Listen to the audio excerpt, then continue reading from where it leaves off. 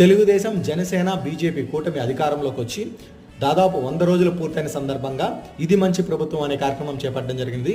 దీంట్లో భాగంగా పార్టీ కార్యకర్తలు మరియు సచివాలయ సిబ్బంది ప్రతి ఇంటికి వెళ్ళి ఒక పాంప్లెట్ మరియు ఒక స్టిక్కర్ ఇస్తారు. దీంట్లో ఈ 100 రోజుల్లో జరిగిన మంచినైతే వివరించడం జరిగినది. ఈ 100 రోజుల్లో డిఎస్సి 16,437 పోస్టులు కొత్తగా నోటిఫికేషన్ ఇవ్వడం జరిగింది. దీనికి సంబంధించి ఎగ్జామ్ జరగవలసి ఉంది. ఇది కాకుండా అన్నా క్యాంటీన్ల ద్వారా 5 రూపాయలకే భోజనం అందిస్తున్నారు. చాలామందికి అంటే హాస్పిటల్ దగ్గరలో ఇలా వెళ్ళే చాలామందికి అయితే ఇది బాగా ఉపయోగపడుతుంది. నెక్స్ట్ వచ్చి మనకు పింఛన్లు అయితే 4,000 రూపాయలు చేశారు. మొదటి నెల అయితే 7,000 ఇచ్చారు. వికలాంగులకైతే 6,000 చేశారు. 3,000 నుంచి డబల్ చేసి 6,000 చేశారు. నెక్స్ట్ వచ్చి ల్యాండ్ టైటిలింగ్ యాక్ట్ రద్దు చేశారు. ప్రతి నెల ఉద్యోగస్తులకైతే సరైన సమయానికి జీతాలు ఇస్తున్నారు. విజయవాడ వరద బాధితుల విషయంలో కూడా చాలా ఫాస్ట్గా రియాక్ట్ అయ్యారు. ఇవి కాకుండా మనకి నెక్స్ట్ త్వరలో 3 సిలిండర్లు ఇచ్చే కార్యక్రమం కూడా